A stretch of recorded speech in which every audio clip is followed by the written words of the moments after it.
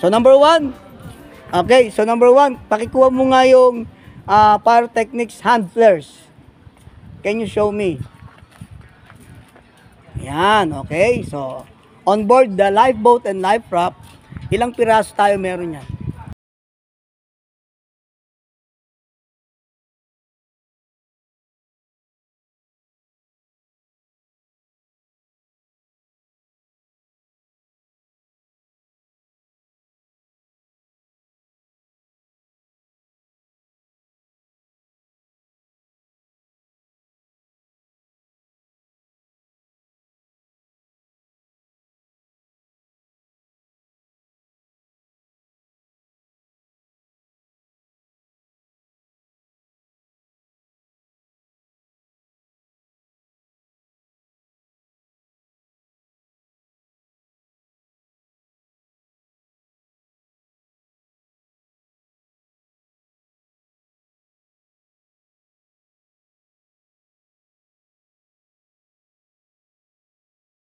Tsaka sa... Dalawa nito sa lifeboat and life raft natin. Okay, very good. Palakpakan natin.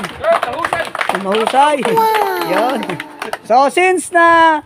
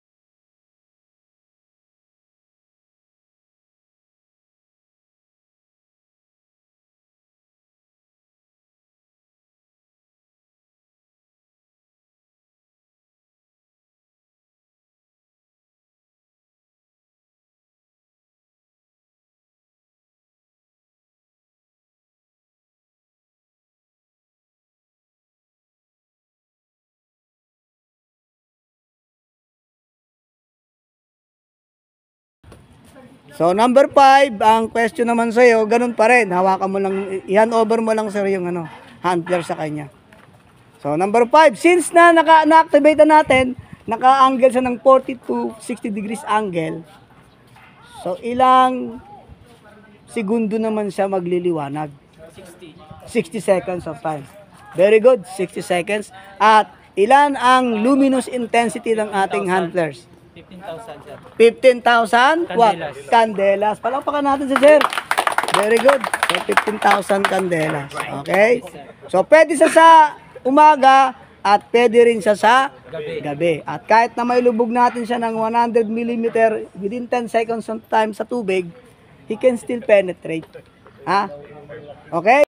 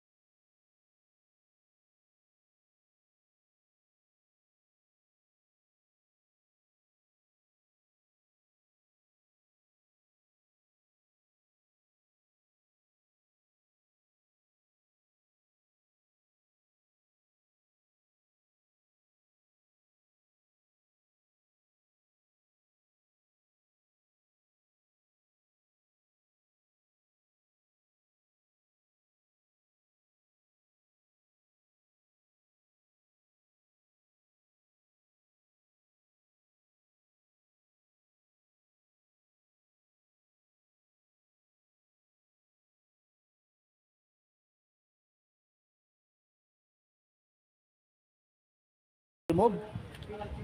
And then activate the firing, pull the Firing pin. Okay. And Then there then, is 2 seconds delay. delay. Okay. Wait until smoke coming out, then throw. okay. So, yun yung preparations para maitapon at mayagis natin ng tama yung ating ball and smoke signals. No? Okay, 2 seconds delay time, ha? Okay, very good. Sige, pakibaba, sir. Number? 9, sir. Number 9. O, sige, sir. Same lang, ha? Same. Hold the ball and smoke signals. So, sir, anong kulay ng usok? Orange. Okay. At, ang hirap ng tanong, no? At ilang minuto siya mag-i-emit ng buoyance, ng smoke signals? 3 minutes. 3 minutes of time. Okay. Very good. Palakpakan natin si number 9. Walang kahirap-hirap. O, number 10. O, natapos na tayo sa fire techniques. Nang ganun-ganun lang, parang mani. O, so hawakan mo naman yung SART. Nasaan ang SART dyan? Okay, very good. SART. So, on board your vessel, ilang SART meron tayo? Dalawa, sir. Very good. Saan nakalagay ang SART natin? Sa port and starboard sa loob ng bridge. Bridge wheelhouse. Sa malapit sa sliding door. Pituan, no? Yes, tama. Very good. Now, sino ba yung mga nakasakay ng free-fall lifeboat ang nakafit? So, yan ha. Tandaan niyo ha. Kung ang inyong barko ay fitted with free-fall lifeboat, kagaya no, sa likod natin, Meron siya sarili. yung isang SART nakapit na doon sa loob. No need to get the another one. But anyway, mas maganda kung taga-bridge, madala niya yan sa... Yung spare, sir. ha? Okay?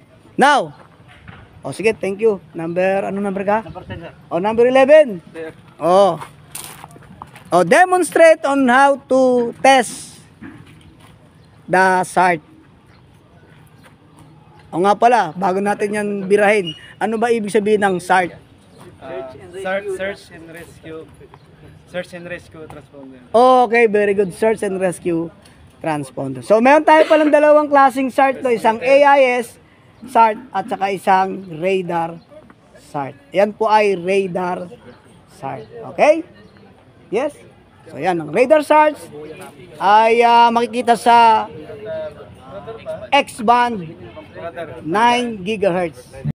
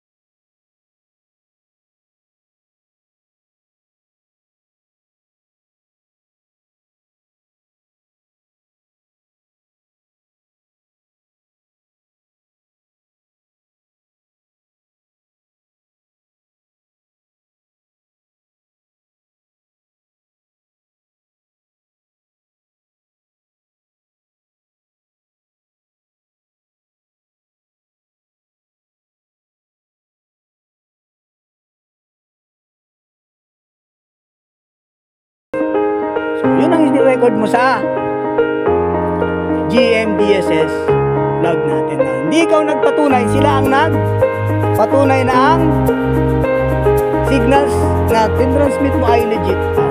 Hindi bogus-bogus lang. Kasi minsan, nag-test nang hindi naman talaga ina-actual. So, paano mag-test? Punta mo dyan. So, naset na natin yung ating X-band radar. So, anong sabi dyan? Tignan mo dyan. Meron dyan. Anong sabi dyan? Okay, meron tayo dito. Okay, yung kulay itim na to guys. No, nakikita nyo. Yan o. So, meron siyang off at saka on. So, pag naka-off siya, nakaganito ha. Dito sa mic portions na to guys, meron siyang safety pin. Yan o, may naka-off siya dapat yan.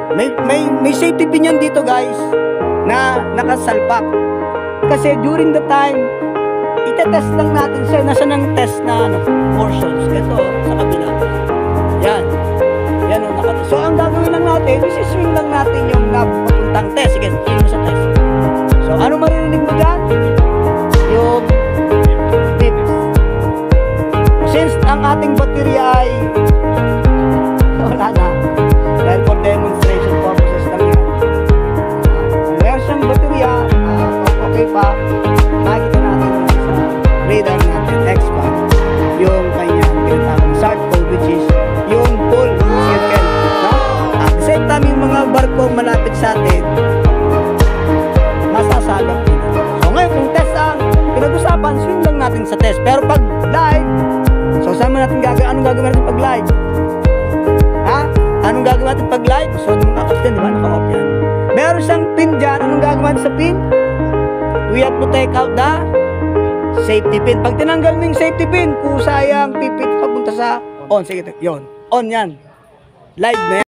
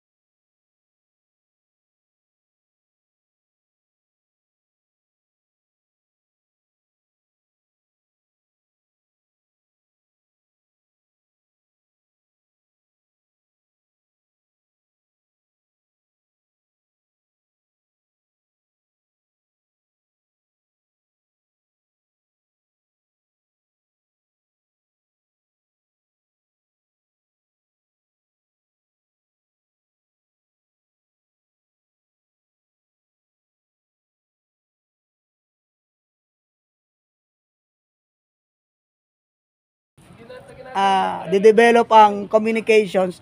Parang SART din yan, merong X-band, merong may AIS at saka radar lang. Okay? So, sige sir, pakibaba na. Thank you very much.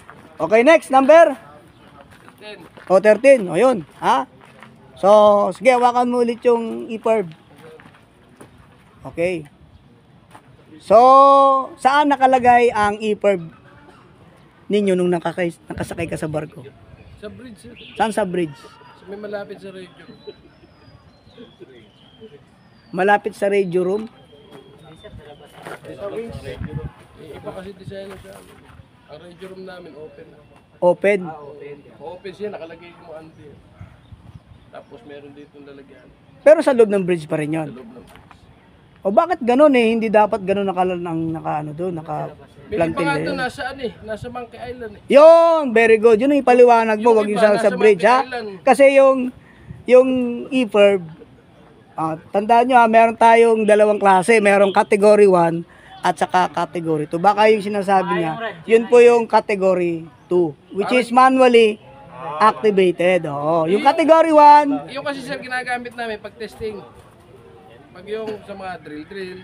okay. So, in reality, dun tayo sa reality. Tama rin yun. So, para malalaman din ang ating mga magiging trainees na ganun pala.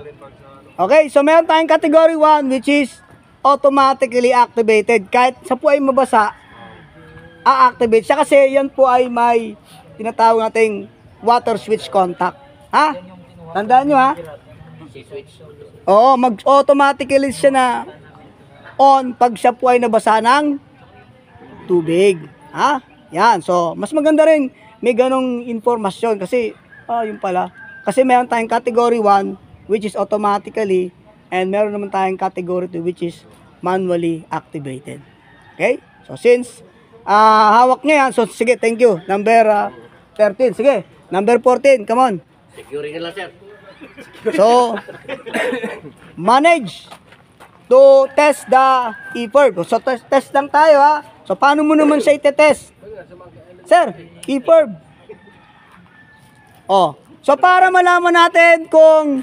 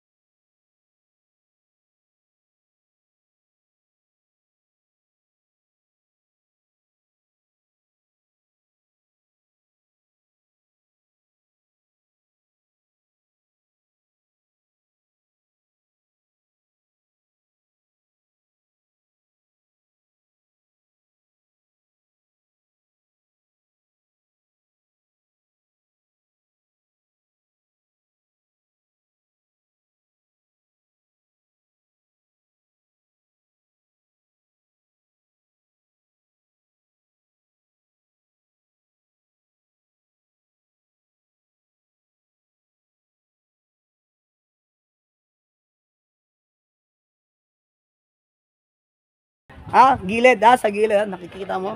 Okay, anong sabi diyan? Test live. Test type. Press tapos swing the node na knob papunta ganun. Sir, ito, pag ganun, sir. Yan. Okay, sir. Ganun lang, simple lang. No? Yan, no? Naka-live na siya. Ngayon, naka-live na tayo. May mga kasagap bang, satellite sa kanya?